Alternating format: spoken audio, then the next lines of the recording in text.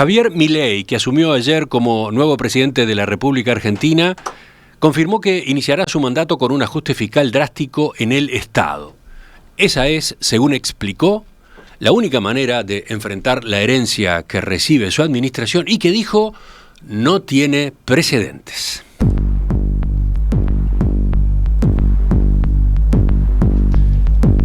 Luego de tomar posesión del cargo en una ceremonia breve ante las dos cámaras del Congreso Nacional, Milei rompió la tradición, no habló frente a los parlamentarios y, en cambio, desarrolló su discurso inaugural en las afueras del Palacio Legislativo ante una multitud de seguidores que se habían agolpado para escucharlo y para avivarlo. Allí comenzó trazando un diagnóstico muy sombrío sobre la situación de la economía heredada del gobierno de Alberto Fernández. Esta es la herencia que nos dejan, una inflación plantada del 15.000% anual, la cual vamos a luchar contra uñas y dientes para erradicarla.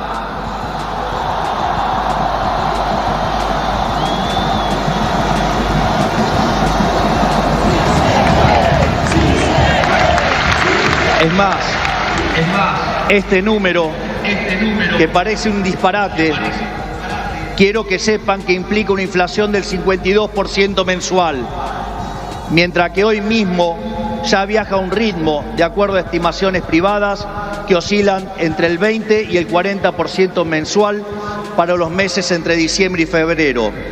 Esto es, el gobierno saliente nos ha dejado plantada una hiperinflación.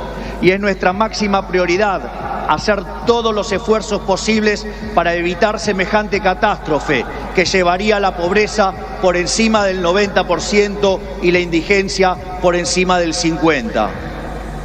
En consecuencia, no hay solución alternativa al ajuste.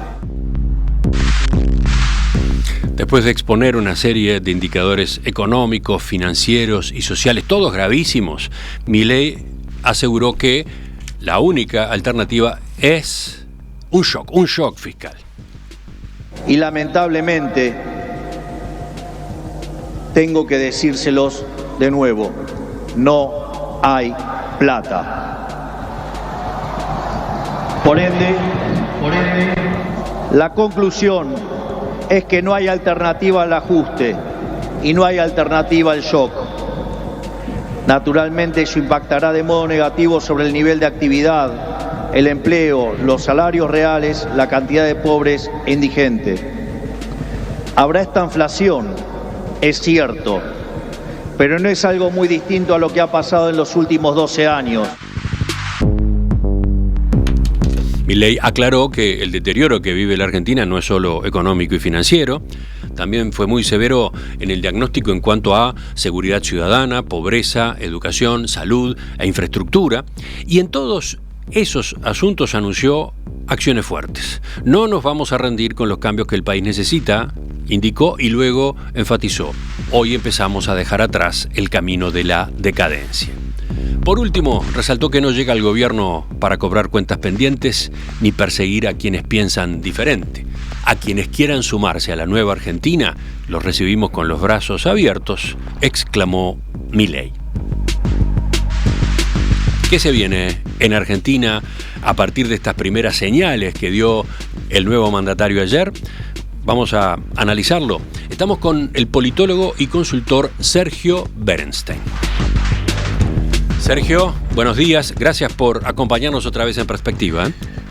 Muy buenos días y gracias a ustedes por el interés en charlar conmigo. En general, ¿qué evaluación haces tú del primer discurso, del mensaje de ayer en las escalinatas del Congreso? Un discurso muy valiente, descarnado, que puso blanco sobre negro sobre la crisis que vive la Argentina en materia económica, pero al mismo tiempo un discurso incompleto, que no tuvo en cuenta el contexto internacional y regional, que no tuvo en cuenta la cuestión político-institucional, que le dio la espalda al Congreso de la Nación, un discurso que no se refirió a la cuestión de la corrupción, que es muy grave en la Argentina, ni al drama del narcotráfico. Habló de inseguridad, pero no hizo un señalamiento puntual de un tema que lamentablemente se ha agravado muchísimo en los últimos tiempos. Por eso creo que en lo económico fue valiente, pero al mismo tiempo pecó de economicista y dejó, creo yo, planteadas algunas dudas de cara al futuro. Sí, tan economicista fue que en algunos momentos, estoy seguro, el público se perdía, ¿no? Todos nos perdíamos. Es una característica de Milei, ¿no? Incorporar mucho tecnicismo en sus apariciones públicas.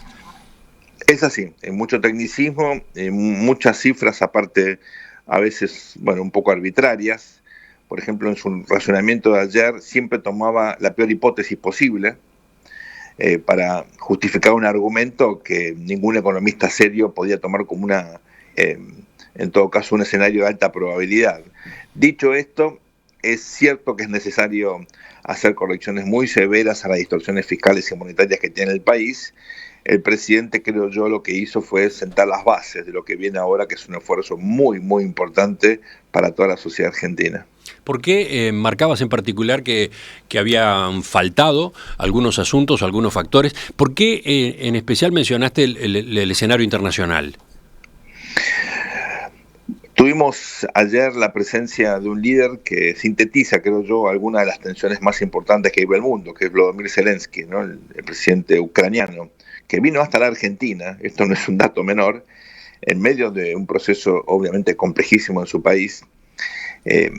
Eso sintetiza un giro que ha hecho el presidente Milei hacia Occidente, un giro que implica un cambio de literalmente 180 grados respecto de la política exterior que tuvimos en el gobierno anterior y sobre todo entre el 2013 y el 2015. De hecho, hoy se anunció, se ratificó que la Argentina iba a ratificar su ingreso a la OECD, algo que había iniciado el presidente Macri y que en este caso se va a retomar. El presidente Alberto Fernández había abandonado ese proyecto.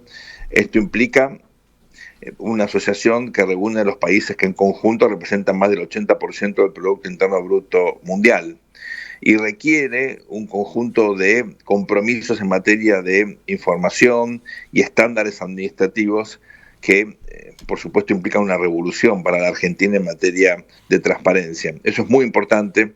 Creo que ese giro no estuvo en el discurso del presidente, sí en sus decisiones iniciales. Es bastante contradictorio teniendo en cuenta la trascendencia estratégica que tiene esto para la Argentina y para la región. Incluso sus coincidencias, tanto con el presidente del Uruguay como del Paraguay, en materia ideológica, en materia de enfatizar la trascendencia del libre comercio, no son temas menores. De hecho, no hubo una sola mención al Mercosur en todo su discurso. Por otro lado, mencionabas el hecho de que desarrolló su discurso en las afueras del Palacio Legislativo. Marcabas la controversia que provocó esa decisión del presidente Milei, de la cual no hay antecedentes. No es que no se haga en el mundo, existen referencias en esa materia, Estados Unidos concretamente. ¿Cuál es la lectura? ¿Por qué dio ese paso? Una interpretación es, quiere marcar desde el principio su vínculo directo con la gente, especialmente con quienes lo votaron. La otra, que quería hablar ante un auditorio más amigable, ya que sus planteos dentro del Congreso probablemente iban a recibir, si allí se realizaba la locución, en fin, gestos de desaprobación, eventualmente abucheos de una parte de los parlamentarios. Recordemos, el presidente Milei hizo toda la campaña y antes de eso, en su rol como columnista televisivo, como panelista, enfatizando su crítica al sistema político, a lo que él llama la casta. Y efectivamente, su alocución no hizo ninguna referencia, por ejemplo, a los 40 años de democracia que se cumplían efectivamente ayer. Lo cual es un poco raro porque él puede tener una visión crítica de los presidentes, pero rescatar el proceso democrático hubiera en todo caso despejado dudas en términos de su compromiso con los ideales de la Constitución, cosa que mucha gente en la Argentina efectivamente tiene. Yo creo que son exageradas esas dudas, pero esa ausencia, en todo caso, de referencias a la importancia del proceso democrático, indudablemente, genera algunos interrogantes. Ayer el presidente dio una señal muy clara de que desconfía del Congreso Nacional, donde él tiene realmente una presencia bastante poco significativa por el sistema institucional argentino. Ustedes recuerdan que aquí se renueva el Congreso de manera parcial, la Cámara de Diputados de a mitades cada 2 años, el Senado de a tercios, con lo cual él tiene una presencia de aproximadamente 15% en la Cámara de Diputados y solamente el 10% en el Senado. No tiene quórum para lograr una mayoría, va a tener que hacer fuertes negociaciones, cediendo seguramente respecto a los principios ideológicos tan severos que han caracterizado su narrativa, por lo menos hasta ahora. Por eso lo de ayer, efectivamente, esas interpretaciones son muy lógicas, pero él podría haber hecho un discurso corto frente a la Asamblea Legislativa y en todo caso luego referirse directamente hacia la población.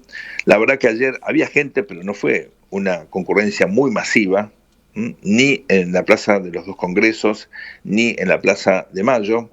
El fenómeno de masas, entre comillas, que supuestamente representa el nuevo presidente, está en todo caso todavía por verse.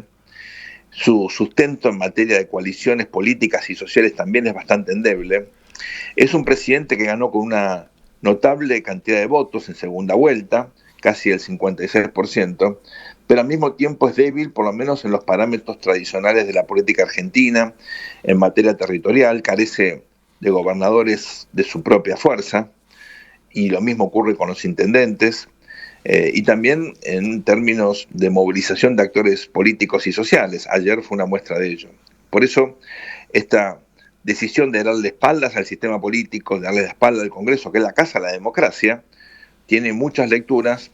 No quiero ser, obviamente, demasiado pesimista, pero me temo que en el nuevo presidente haya una idea de, en todo caso, menospreciar el rol de las instituciones y fortalecer la institución hiperpresidencial que en la Argentina es muy, muy poderosa.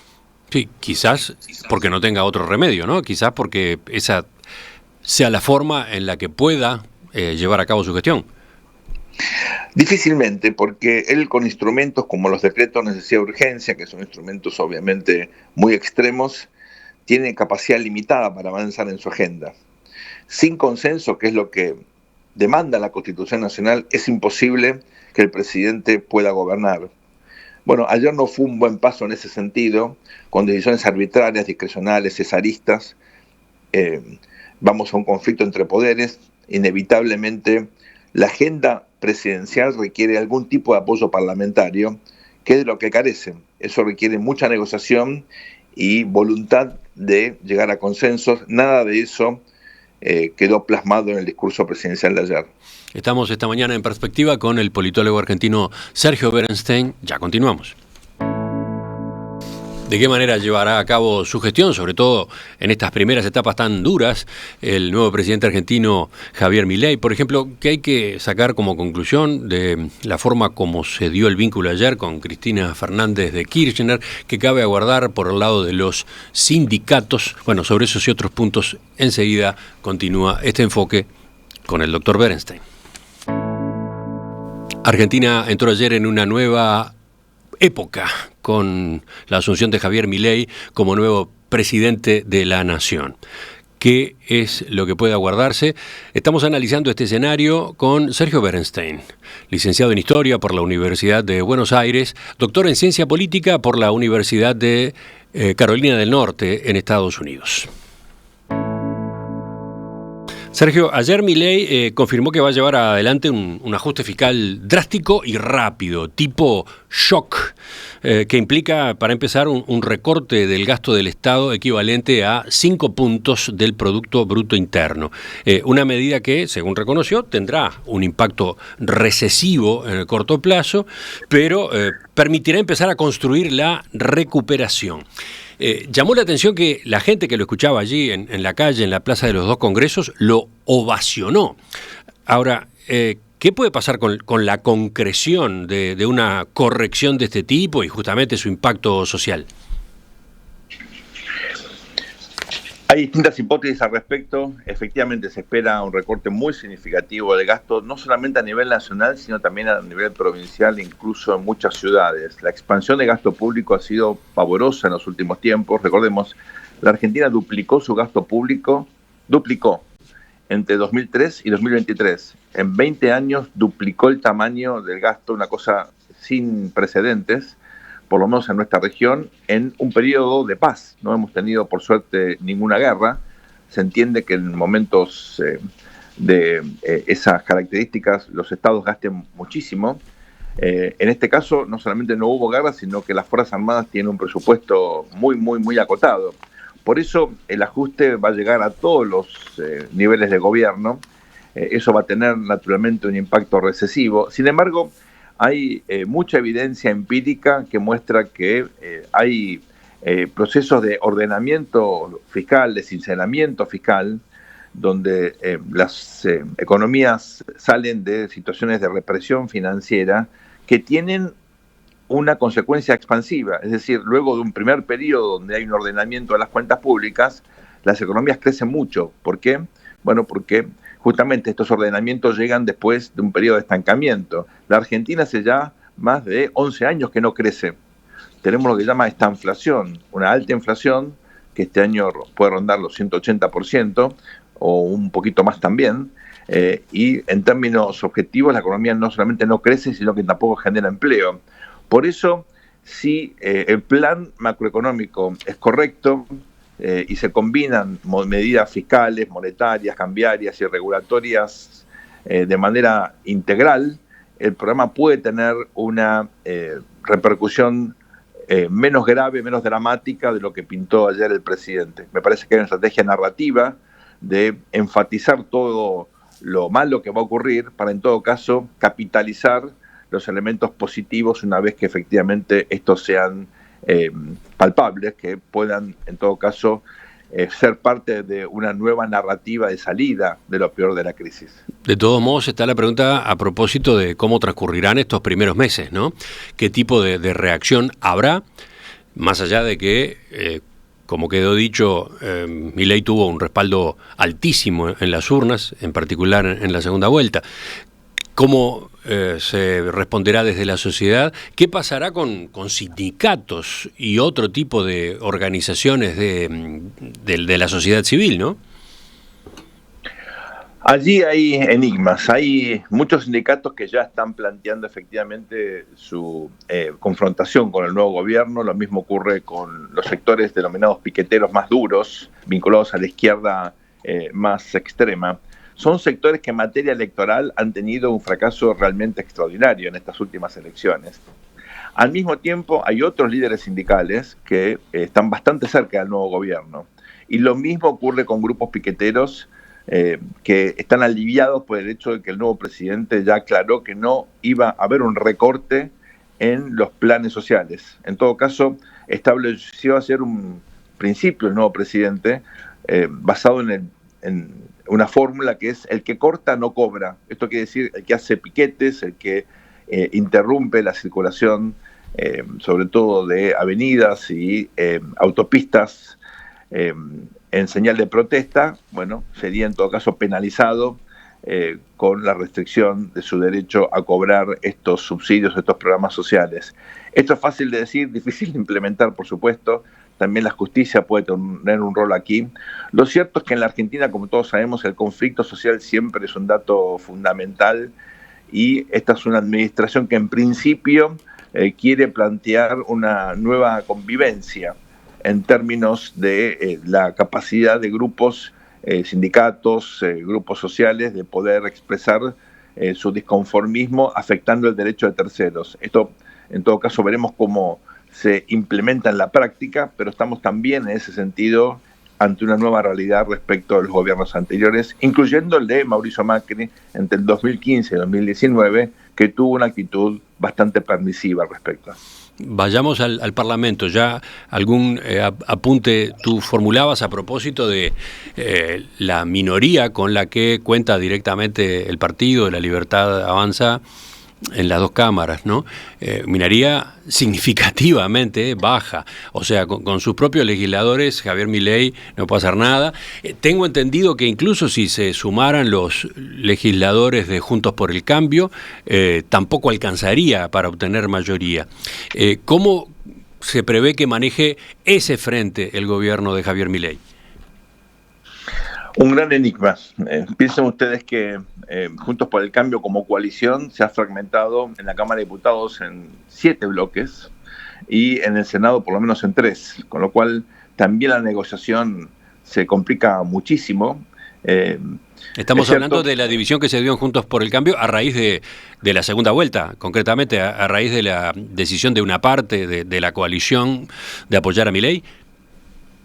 Las peleas, como siempre ocurre en política, eran en algunos casos muy viejas y tenían que ver, estamos hablando de la Argentina, ¿no? Con problemas de ego, sobre todo, de problemas personales, fundamentalmente entre Mauricio Macri, Patricia Bullrich y Horacio Rodríguez Larreta, 3 dirigentes importantes de PRO, que es uno de los partidos que integraba o integra todavía Juntos por el Cambio.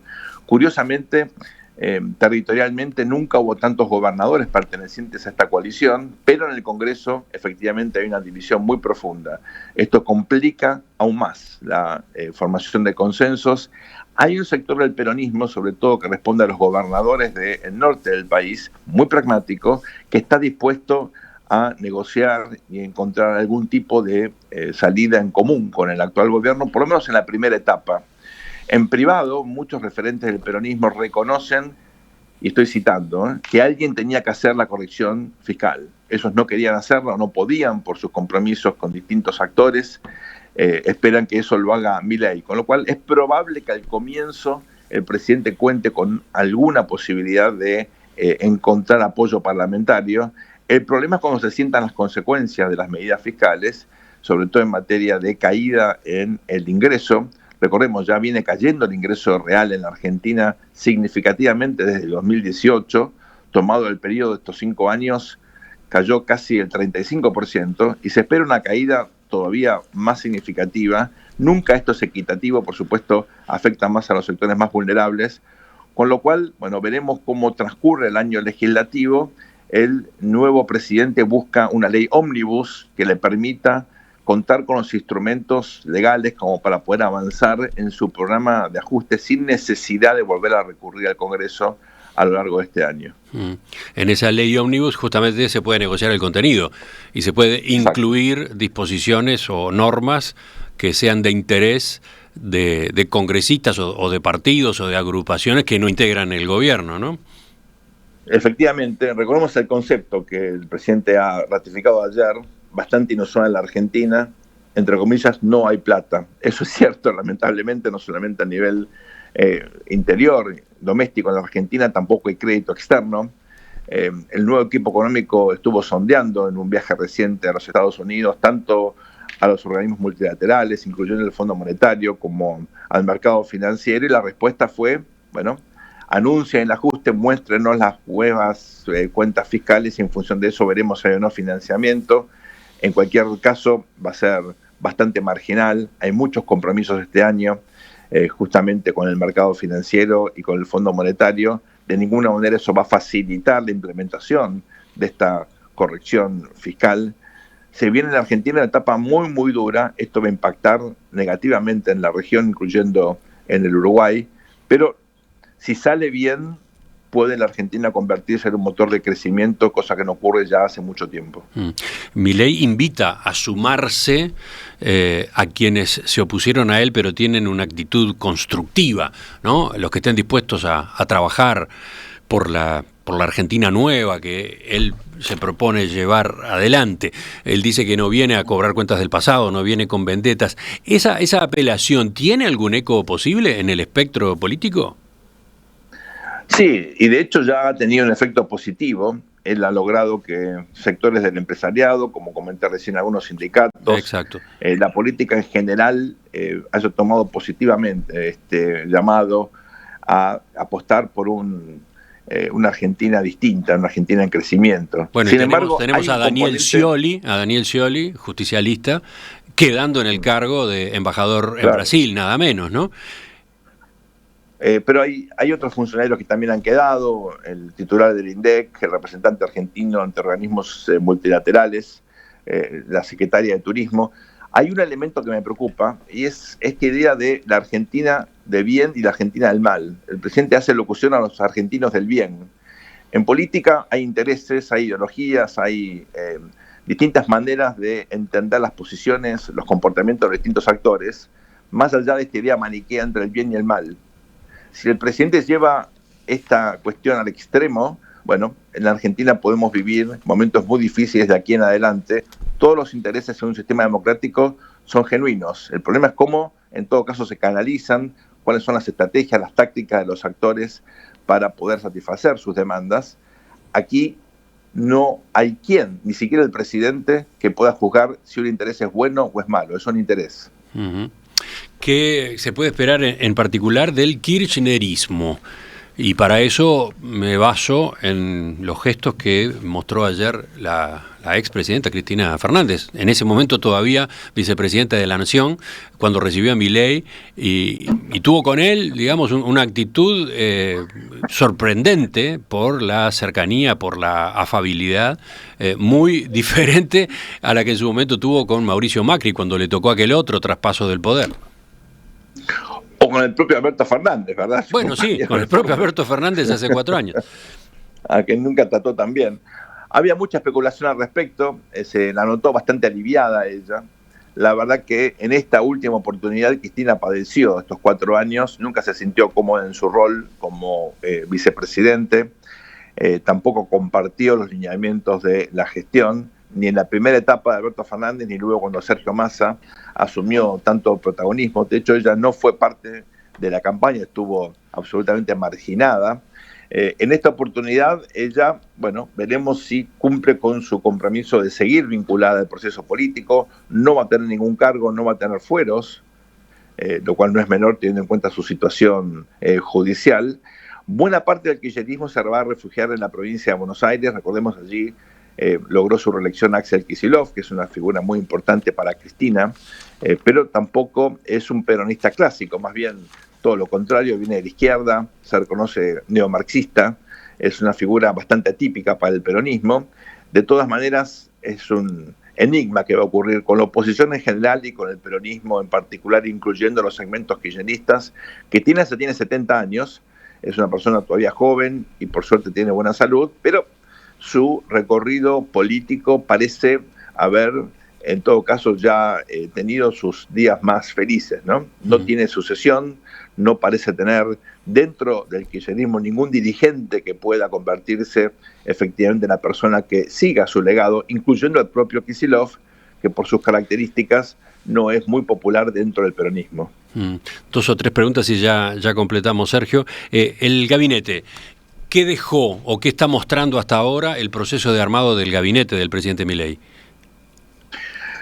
En primer lugar, él ha reducido significativamente la cantidad de ministerios a la mitad, exactamente. Realmente, como ocurre en muchos países en la región, ha habido como una inflación burocrática, ¿no? Con nuevos cargos. En parte eso refleja la evolución de la agenda, con temas como la igualdad de género, la cuestión ambiental, que requieren políticas públicas específicas. Y en parte también, como ocurre, por ejemplo, en el Brasil, tiene que ver con estos mecanismos donde se usa la burocracia para armar acuerdos políticos, ¿no? Y se entregan ministerios como parte, efectivamente, de una negociación más amplia que incluye fuerzas no afines a la coalición electoral original. En el caso del presidente Milei, lo que hubo aquí fue mucho pragmatismo y, en todo caso, decisiones personales en la selección del personal de gobierno. Básicamente él habló con muchos referentes, pero terminó tomando decisiones personalísimas, excluyendo a factores de poder que lo habían acompañado al comienzo de su aventura política. Los principales referentes de lo que fue la Libertad Avanza en la elección del 2021 no tienen cargos en este gabinete y han quedado efectivamente fuera de la ecuación de poder más importante. El presidente Milei confía muchísimo en su hermana, que ayer recorrió en un auto descapotado la Avenida de Mayo, algo que en general el presidente siempre hacía con la primera dama. Bueno, la primera dama fue su hermana. Hay algo de hay otros modelos en otros países que es que ese trayecto lo haga el presidente con su vicepresidente, ¿no? Acá en Uruguay es esa la costumbre, presidente y vicepresidente, y lo hemos visto ya en una cantidad de ocasiones. Así es. Bueno, en este caso incluso el presidente Milei se ha distanciado de su vicepresidente, Victoria Villarroel, que ha tenido un rol muy importante durante la campaña. Ella no solamente no pudo sostener su influencia en la selección de los ministros, sino que incluso en principio va a tener un rol bastante acotado, básicamente limitado a su rol como presidenta del Senado. Ajá. ¿Esa es una explicación de por qué no fue ella quien jugó ese rol protagónico ayer junto al presidente? Así es, ella tiene un perfil propio muy fuerte. Recordemos, es una figura, ella sí, bien de, digamos, una derecha tradicional, reivindica incluso el rol de la dictadura militar, es crítica de toda la política de derechos humanos implementada en estos 40 años de democracia. El presidente Milei ha decidido un giro pragmático hacia el centro y eso ha excluido a la vicepresidente, por lo menos en esta primera etapa, ¿verdad? Bueno, y estaba la referencia a la hermana. ¿Cómo se explica este protagonismo de Karina Milei? ¿Qué cabe aguardar de ese lugar destacado que va a tener en el Poder Ejecutivo, en la presidencia? Una experiencia primero personal, hace ya 7 años, en un evento en el cual yo tenía que hablar, estaba Javier Milei con su hermana, eran los únicos, dos venían después de mi presentación, y bueno, yo lo conocía ya al actual presidente, me presenta a la hermana, me llamó la atención su rol, era la representante, era quien definía dónde iba a estar el micrófono. Lo mismo ocurre ahora, ella tiene un rol fundamental, lo tuvo durante todos estos años, fue el pilar en el cual él se ha apoyado desde el punto de vista logístico y también político. Ella sí tuvo un rol fundamental en el proceso de selección de personal político y va a tener un rol que va a superar el formal en términos de su papel como secretaria general de la presidenta.